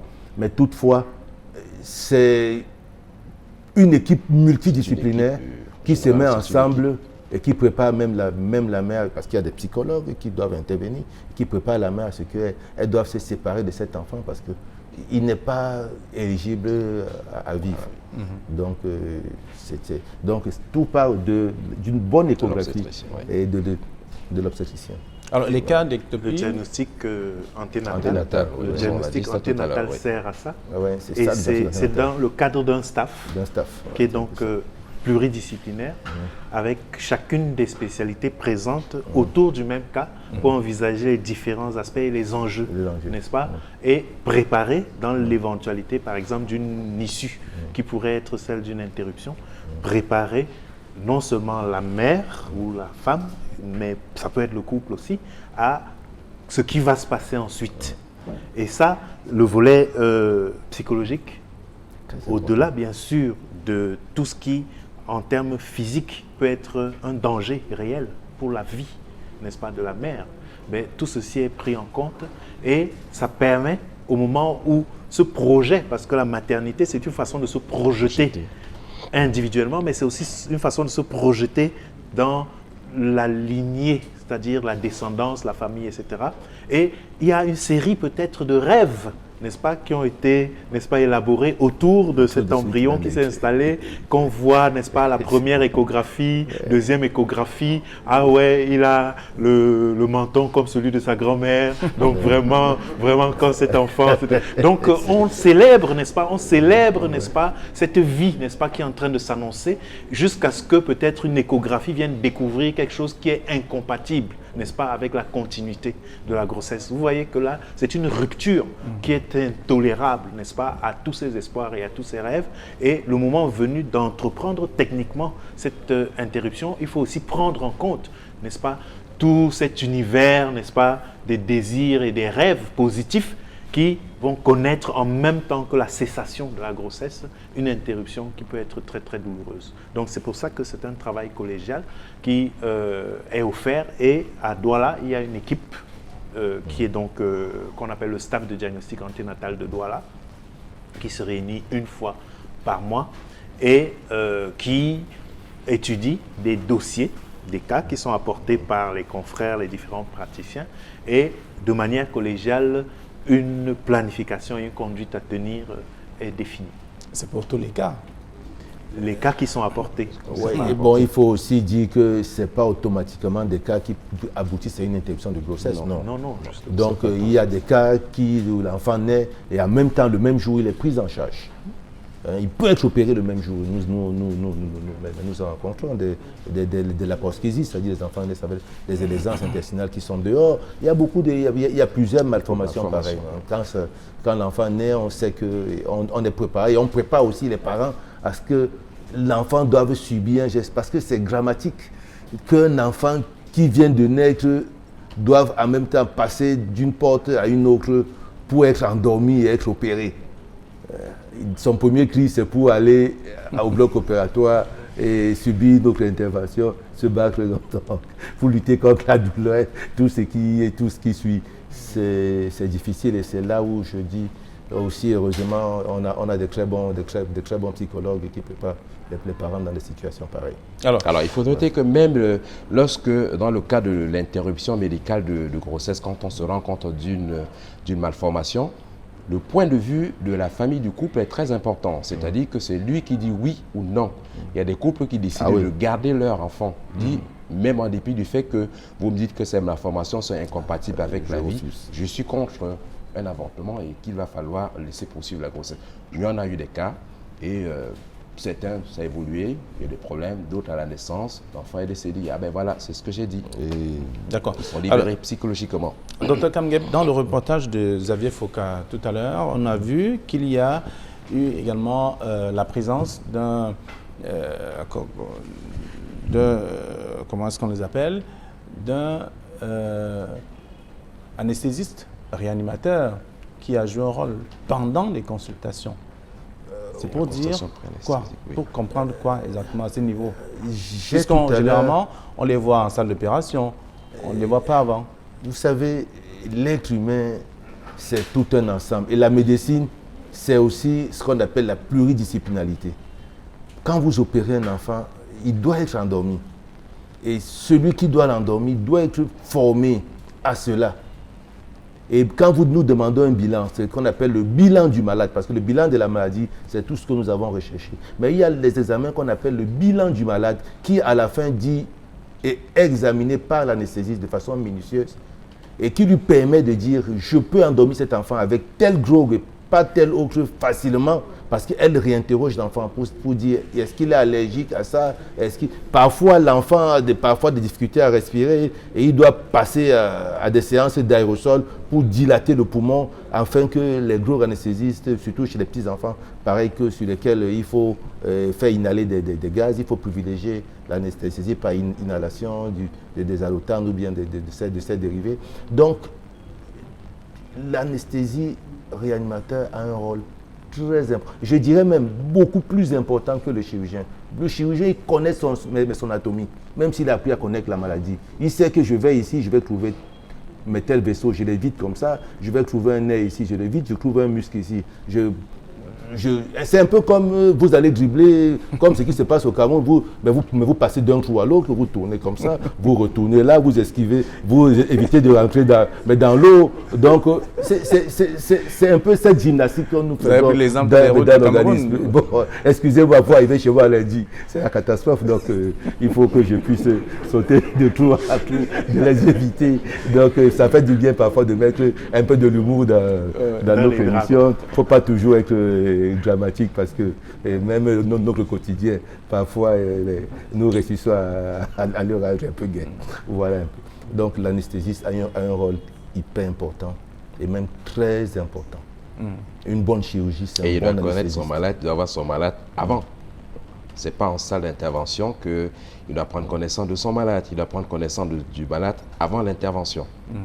Dans le coma des mortels, on sait généralement que c'est plutôt en salle. Non, c'est bien avant. Au préalable, il doit connaître tout ça avant. Dans la nuit, parfois, il est obligé de réfléchir. Qu'est-ce que je vais faire? Dans ce cas-là, il y a telle situation, il y a telle maladie. Tous ne sont pas sains. Il y a des gens qui ont des antécédents, des pathologies. Comment est-ce que je vais esquiver ça? Comment est-ce que je vais se... Voilà. Donc, il doit pouvoir préparer son malade au même titre que le chirurgien prépare le sien. C'est un travail d'équipe. On comprend finalement. Ouais. Très bien. Donc avec vous, nous allons davantage comprendre un peu qu'est-ce qui est arrivé à cet enfant, puisque vous avez décidé pendant les consultations ou après les consultations qu'il devait être opéré. Ouais. Ben, il fallait qu'il soit opéré, puisque c'était la seule voie pour enlever le stress et que lui-même, plus tôt il est opéré, mieux ça vaut, parce que le testicule qui n'est pas à sa place déjà, dès la naissance, est déjà fonctionnel sur le plan physiologique. Donc, plus tôt l'enfant est traité, mieux il récupère, parce qu'un testicule opéré tard ne récupère pas facilement de la même façon qu'un testicule opéré assez tôt. Et lui, il était encore, je crois, dans les 3 ans. Donc, il était dans la fourchette acceptable. Donc, il fallait y aller, il ne fallait pas hésiter. Non, pas du tout. Alors, l'ectopie testiculaire, quelle est la fréquence, je voudrais dire, le pourcentage un peu je ne peux pas vous dire tellement, mais je vous ai dit, c'est des classiques de la chirurgie pédiatrique, c'est-à-dire c'est quand même des interventions qu'on fait suffisamment. Au niveau de Ce sont des cas réguliers? Je ne peux pas vous dire que je n'ai pas jeté un coup d'œil dans la littérature pour vous donner des chiffres exacts. Vous savez, ça, il faut rentrer. Je ne suis pas universitaire pour dire que... D'accord. En tout cas, dans mes recherches, 2 enfants sur 20 souffrent de l'ectopie testiculaire. Mais bravo, là, vous m'avez rendu service. C'est dans les recherches que je faisais. 10%. Comprendre un peu. Donc, c'est pas aussi... 10%, mais c'est quand même... c'est beaucoup. C'est beaucoup, docteur. C'est énorme. C'est beaucoup. Donc, si on a ces chiffres-là, ça veut dire que en termes de politique de santé publique et de prévention, dans les consultations prénatales, ça doit être des choses à rechercher systématiquement. Et même les mamans, lorsqu'elles lavent les enfants, il ne faut pas que les mamans, je l'ai dit souvent, les mamans doivent, en lavant l'enfant, toucher, se rassurer que c'est là, sinon... Il ne faut pas se contenter de faire... Parce qu'il y a des mamans qui te disent, j'ai vu un médecin dans ma pratique. C'est à 6 ans que l'enfant s'est plaint, qu'à l'école, il était différent des autres, alors qu'il y a les médecins et la dame. Donc, il ne s'est pas rendu compte que pendant longtemps, son enfant n'avait pas un testicule à sa place. Donc, pour vous dire que même les parents, si ça échappe aux médecins en consultation, ça ne doit pas échapper aux parents à la maison. C'est un problème d'éducation, de certainement, connaissance, certainement. Donc, avec des prévalences comme celle-là, ça devient un argument pour la prévention, la sensibilisation par rapport à la santé publique, n'est-ce pas, des prévalences comme celle-là. Donc, éduquer les parents d'une part, mais aussi rendre systématique, n'est-ce pas, la recherche de cette malformation-là, non seulement dans les consultations prénatales, mais aussi donc, les premières consultations pédiatriques, que ça soit vraiment vérifié, au point que le certificat qui est délivré à la fin de la première consultation pédiatrique prouve que ça a été vérifié et qu'est-ce qu'il en est. Donc, parmi les choses qu'il faille rechercher obligatoirement. Donc, ça rendrait systématique la chose et très vraisemblablement, ça pourrait prémunir contre les surprises fâcheuses auxquelles on est exposé avec, comme on l'a déjà vu, des interprétations un peu dramatiques et des angoisses inutiles qui sont vraiment évitables. Très bien. Vous voulez ajouter quelque chose? Rien, c'est ce qui est normalement recommandé à l'accouchement. Au cours des consultations prénatales, on recherche très généralement le sexe, on recherche généralement les bourses. Je vais être franc en disant qu'on n'est pas très attardé à regarder s'il y a les 2 testicules dans les bourses. On va simplement rechercher les autres malformations du scrotum, comme l'hydrocèle vaginal, qui n'est pas très dramatique, mais simplement parce qu'on sait que ce sont des anomalies qui sont reparables. Par contre, à la naissance, c'est une obligation, et je l'ai dit tout à l'heure, c'est une obligation pour l'équipe obstétricale de pouvoir s'assurer que les 2 testicules sont en place. Voilà, il faut le signaler, ce n'est pas en place et qu'on le cherche au fur et à mesure. C'est une étape très importante, et le docteur Kangel l'a dit tout à l'heure, plus tôt on prend en charge, mieux on a des chances de succès. Alors, si vous vous adressez à un couple, l'homme vous dira que c'est madame qui doit vérifier tout ça. C'est l'affaire de tout le monde. J'ai dit l'équipe obstétricale, mais on a dit aussi c'est des parents. Déjà, je pense que c'est l'homme, parce qu'il a la chance d'avoir quelqu'un du même sexe que lui dans la maison, c'est de tâter, de s'assurer que non, les 2 testicules sont en place. C'est beaucoup plus l'homme. Moi, je pense beaucoup plus que c'est l'homme qui doit pouvoir le faire. Mais comme la maman, c'est elle qui porte son bébé, en lui donnant les seins à tout moment, en le lavant, c'est son obligation aussi de regarder si les 2 testicules sont en place.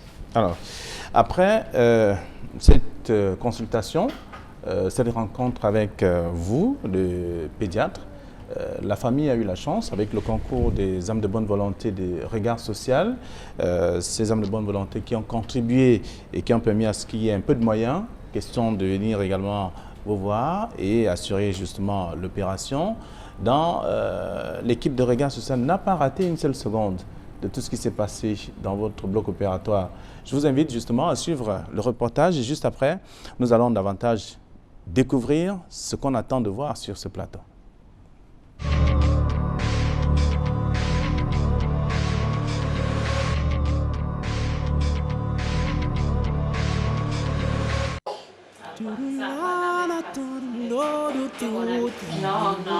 Non, mon ami, la mise de tantine de fleurs,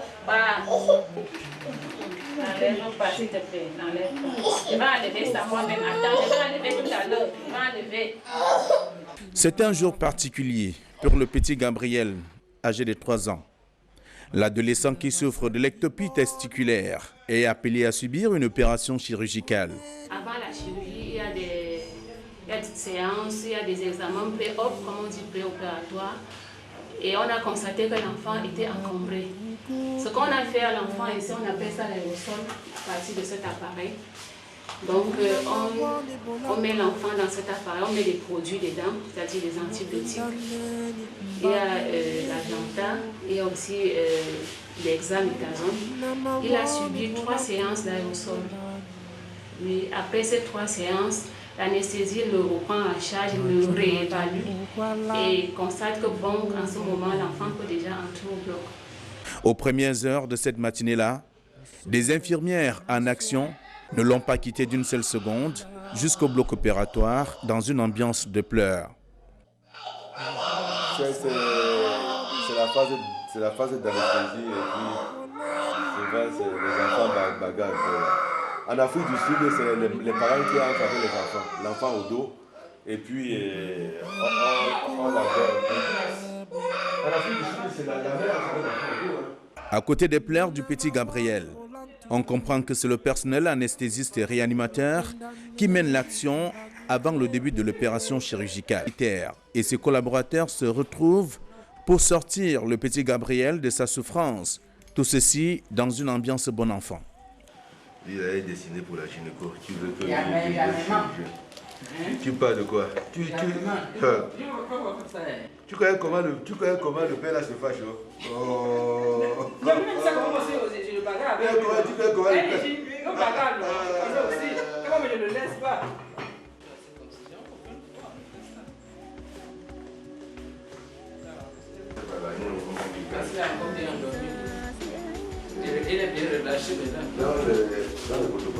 Juste à côté, le nécessaire pour la circonstance, bistouri et autres instruments dédiés à l'opération chirurgicale.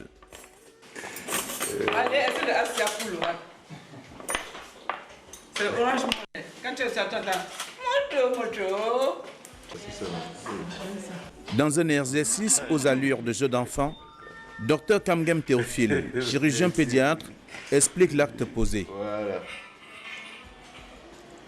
D'accord. Bon, ici, c'était la première partie est terminée. Hein. C'était en principe un testicule baladeur à gauche. Donc le canal étant ouvert, le testicule a tendance à remonter dans le canal et dans l'orifice inguinal et parfois même à traverser pour se retrouver dans l'abdomen. C'est pour ça que la mère de temps en temps ne retrouvait pas le testicule de l'enfant et c'était plein. Donc là, le canal étant fermé, le testicule remis à sa place. Nous n'avons eu aucun trouble sur l'hémostase, sur la vascularisation. Donc nous pouvons dire que ce testicule est sauvé à 100%.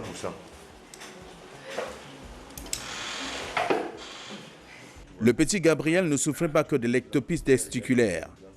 Cet enfant, à 3 ans, n'était pas encore circoncis, à cause sans doute de la pathologie qui troublait son existence et la tranquillité de ses parents. Par la même occasion, Dr Kamgem a pu donner vie à l'organe important du petit Gabriel.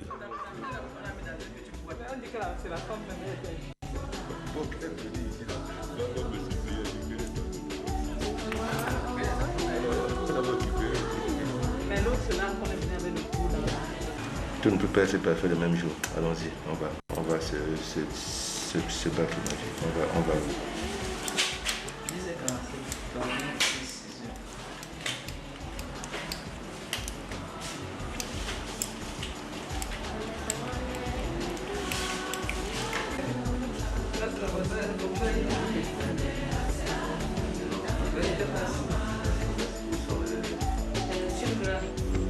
Au bout d'environ 2 heures de l'acte chirurgical, le spécialiste dévoile la raison de l'opération. Là, nous avons fini.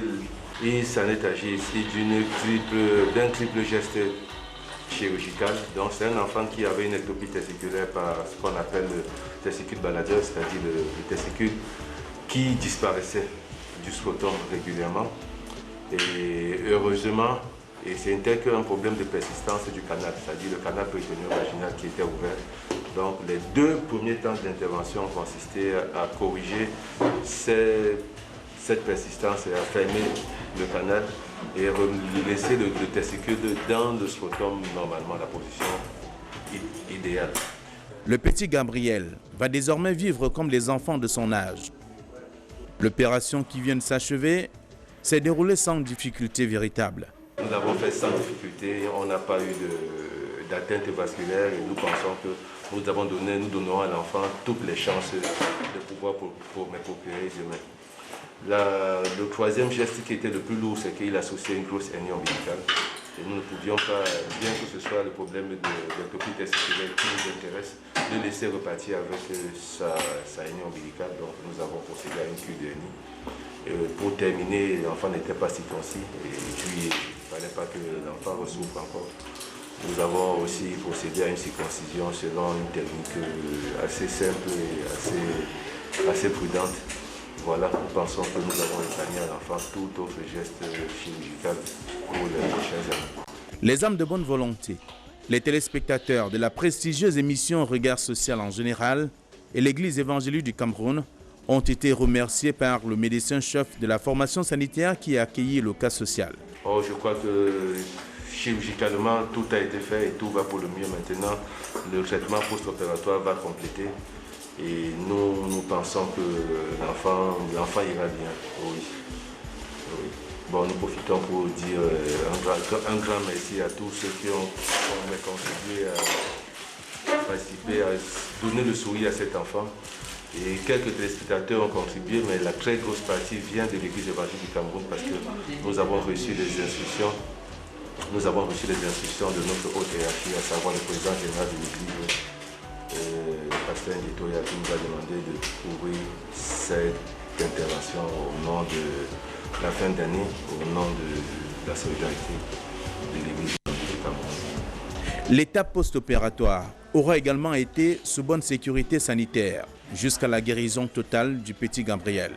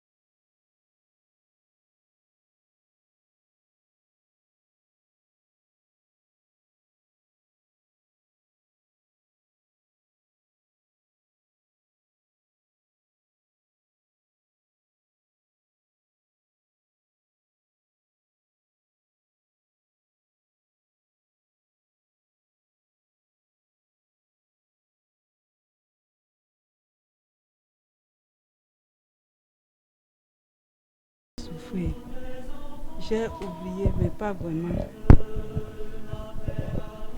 Je dis grandement merci au Seigneur d'avoir envoyé son esprit d'intelligence à ses enfants qui est le groupe Equinox. Je dis aussi un grand merci aux âmes de cœur. Grand merci au grand docteur Kamgep. Il est très compétent. Très compétent. J'ai vu cela comme une chose extraordinaire. À la sortie du bloc de Gabriel, je ne m'attendais pas à voir 3 césariennes. Mais j'ai été surprise. J'ai été vraiment surprise. Il y a l'anesthésie qui m'a même dit, regarde ton bébé, il respire. Mais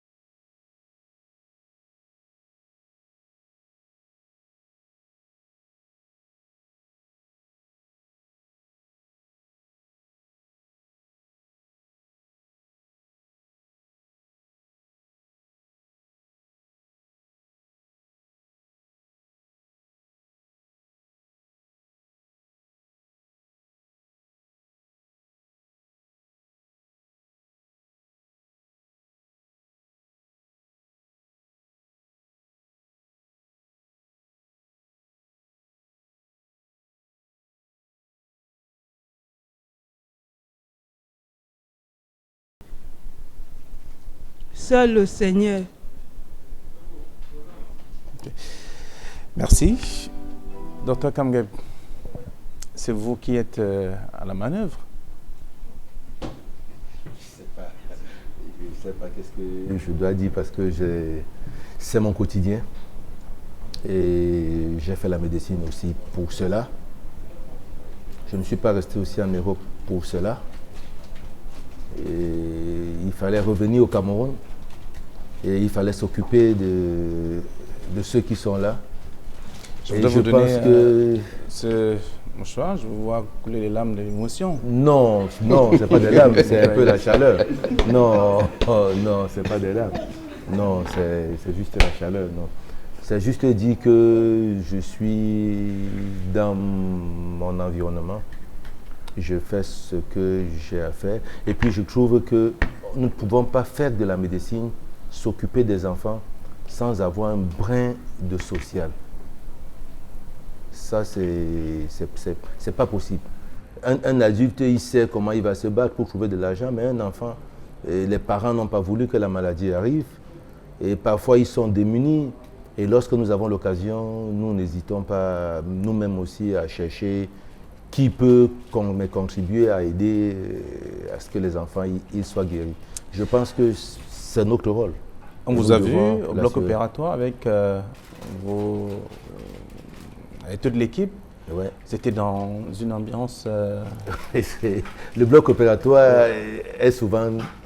C'est une atmosphère, je crois que le docteur Emma nous avons des blagues quand nous travaillons, il ne faut pas être stressé, il faut se relâcher. De temps en temps, quand il faut se concentrer, on se concentre. Quand il faut détendre l'atmosphère, on le fait.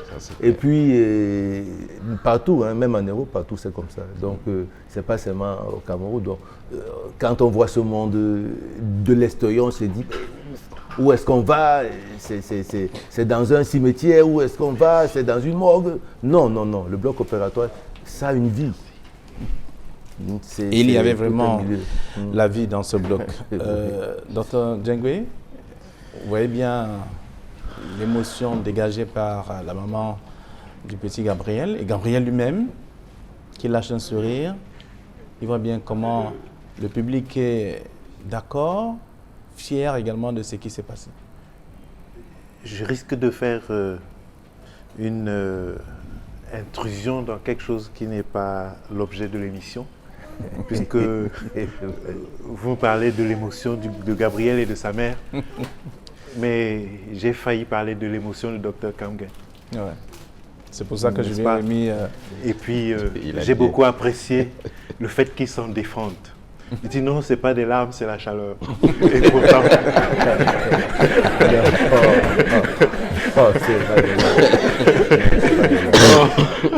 Et pourtant, tout le monde sait que le cerveau, n'est-ce pas, a toujours des stratégies. Hein? C'est-à-dire que, et même dans le langage courant, quand quelque chose est terrible et nous fait peur et nous rend triste, on dit souvent, ça me fait froid au dos, ou bien j'ai le sang glacé à cause de quelque chose qui est terrible et pénible et triste. Mais quand c'est une bonne nouvelle, qu'est-ce que ça fait? Ça réchauffe, n'est-ce pas? Donc quand c'est la chaleur, ça veut dire que c'est cette même émotion qui est traitée par le cerveau et qui maintenant irradie l'ensemble de son corps sous la forme de quelque chose peut-être qu'il combat. Mais malheureusement, il a été trahi et tout le monde a vu que même les chirurgiens peuvent avoir, n'est-ce pas, un grand cœur, beaucoup d'émotions. Et puis, il a dit aussi, c'est ça qui l'anime au fond de lui, même si ce n'est pas ça qui transparaît au quotidien. Et son choix d'être au chevet des âmes en détresse, d'être au chevet des familles, des enfants qui n'ont pas de secours.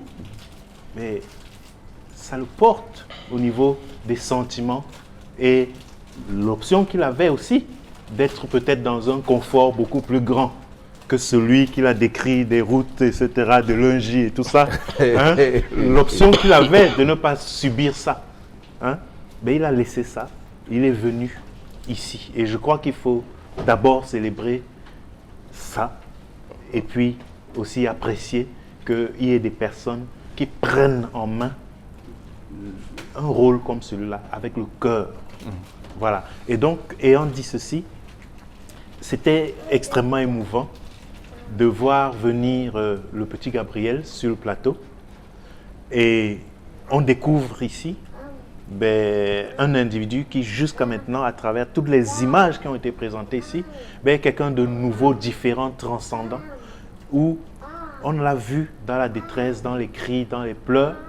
Et la démarche par laquelle il est arrivé sur le plateau, c'était, malgré l'heure tardive, n'est-ce pas, pour un enfant, la démarche de quelqu'un qui n'est pas pressé, n'est-ce pas, qui est tranquille, qui est cool, comme on dit, n'est-ce pas, qui est heureux, et qui vient et auprès de personnes qui sont inconnues, ne se sent pas effrayé.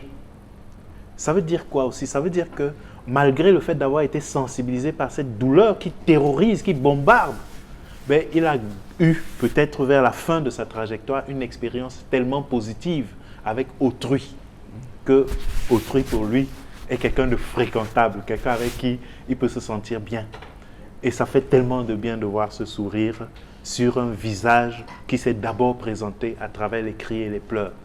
Et pour terminer, cette maman, n'est-ce pas, qui, par son discours, qui est posé, et on sent que ça vient vraiment du cœur, et qui scande ça sous la forme d'une prière, et elle remet avec un cri qui est celui de la foi, entre les mains, n'est-ce pas, de Dieu, toutes ces âmes généreuses de bonne volonté qui sont à l'origine de cette transformation que l'on célèbre, et il remet en disant que seul, n'est-ce pas, cette transcendance, ce Dieu saura récompenser, en citant maintenant les uns et les autres. D'où sa propre reconnaissance, ça veut dire qu'elle n'oublie pas.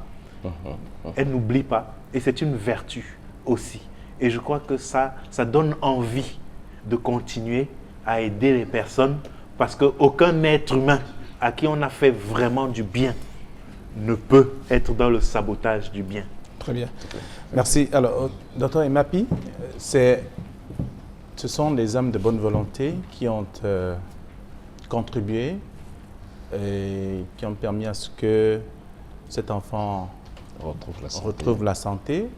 Et à côté de ces hommes de bonne volonté, le pasteur Ndje Toya, qui est le président de l'Église évangélique du Cameroun. Oui, c'est vrai. Toutes les contributions, en tout cas, fusionnées, jumelées, ont permis à ce que la santé de cet enfant soit retrouvée. C'est vrai. Je vais dans le même sens que le docteur Njengwe, en disant que le mérite de la transformation des pleurs en rire, en joie, revient aussi à vous et toute votre équipe et toutes les personnes qui sont en charge de cette émission, mais également à tous les spectateurs qui regardent, aussi à toutes les personnes de bonne volonté qui interviennent et qui disent, je l'ai déjà dit, pour donner un peu de leur soin, un peu de leur participation, un peu de leur temps. Mais pour le cas précis, le docteur Kangep a dit que le président de l'Église, le docteur pasteur Ndje, a donné des instructions fermes que cet enfant soit pris en charge. C'est un homme de très grand cœur.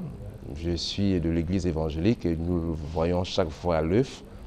C'est un homme de très grand cœur qui ne pouvait que faire une action comme celle-là. Ça ne me surprend pas du tout venant de lui. Avec nous également dans ce studio, avec notamment Irène, que nous allons recevoir. Irène, bonsoir. Laria. La grande nouvelle, c'est que ce que vous avez vu. Tout à fait. La grande nouvelle, c'est que le petit Gabriel est présent là sur ce plateau. Il est tout souriant, il est tout gambadant. Nous rendons déjà un très grand merci à tous les hommes de bonne volonté qui, de près ou de loin, nous ont accompagnés dans cette aventure, qui nous ont accompagnés dans la situation en détresse du petit Gabriel. Et nous tenons à rappeler que au lendemain de l'apparition du petit Gabriel dans l'émission de Regard Social, le professeur pasteur Toa Eudjeu de l'Église évangélique du Cameroun a pris la peine de prendre sur lui en charge l'opération du petit Gabriel, dont les contributions, le total des aides financières qui ont été perçues Après, à Regard Social, se sont élevés à un montant de 1 037 645 francs CFA. Les dépenses qui ont été effectuées sont tout simplement les dépenses de nutrition au petit Gabriel qui se sont élevées à un montant de 100 000 francs, ce qui veut dire qu'actuellement, nous avons en caisse un montant de 937 645 francs CFA.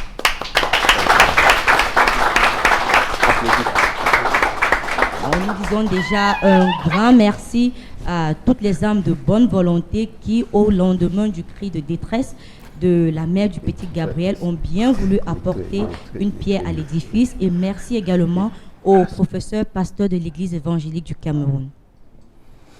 Alors, c'est un travail bien fait, un travail qui a la confiance de ces téléspectateurs, des âmes de bonne volonté qui nous font davantage confiance, je l'ai dit. Et l'engagement pris également par Regard Social pour cette année 2019, c'est de rendre davantage et davantage compte de ce qui est fait. Docteur Mapi. Ce qui est une très bonne chose, parce que lorsque c'est clarifié, lorsqu'on se rend compte que ce qu'on a donné, ça sert à quelque chose, ça nous donne la possibilité, ça nous donne la force de pouvoir aider encore plus. Mais lorsqu'il y a une opacité dans la gestion, c'est là où on est beaucoup plus réticent. Je vous encourage véritablement dans cette gestion de la chose. À chaque émission, vous rendez compte de ce qui a été pris, de ce qui a été donné, de ce qui a été dépensé et de ce qui reste en caisse, ce qui est quelque chose de fantastique. Et vraiment, c'est encourageable. Ce serait à transcender dans toutes les sociétés, même dans la chose publique, qu'on soit en mesure de gérer comme vous le faites. Félicitations, personnellement. Merci au nom de toute l'équipe. Je voudrais également, pour sortir, Dr Kamgep, on comprend bien que vous et votre équipe, pour l'engagement, pour le travail qui a été fait, la communauté tout entière vous dit merci. Eh bien, j'accepte avec beaucoup de joie. Voilà, c'est tout ce que je peux dire. C'est avec beaucoup d'humilité que j'accepte, beaucoup de joie. Et si le président de notre église ne suit pas l'émission, je lui transmettrai donc ces remerciements. Merci mon ami. Ces remerciements. Gabriel, il est content. Et Gabriel est content et voilà le biscuit. Il partage les biscuits. Tu peux filmer le biscuit, s'il te plaît. Tu filmes le biscuit que m'a offert Gabriel. Voilà le biscuit que m'a offert Gabriel et c'est avec beaucoup de joie. Voilà Gabriel, c'est avec beaucoup de joie. D'accord. Alors nous allons, merci à vous d'être venu sur ce plateau. Gabriel, on va dire bye bye à ces gens-là. Dis bye bye là-bas. Bye bye. Dis bye bye. Lève la main, tu salues. Bye bye. Voilà. Et salut tout le monde. Alors, merci déjà à tous ceux qui se sont déplacés et qui sont arrivés ici pour la réalisation de ce programme. Je voudrais dire merci à Séverin Tumban. Je dis merci à Eric Watat et bien entendu Mitterrand Ndam, Cédric Chouna et Xavier Foka pour le reportage également. Les reportages que vous avez aussi suivis au cours de ce programme. Danny Warren Zede qui est le réalisateur même de ce programme et aussi au grand public qui est avec nous tous les jeudis soirs et sans oublier Samuel Tchoufa, le chef opérateur même de ce programme. Je l'ai dit donc Samuel Tchoufa, le chef opérateur de ce programme qui m'a aidé donc à préparer cette autre édition de Regard Social. Merci à vous, Flavien Dongo. Bonsoir.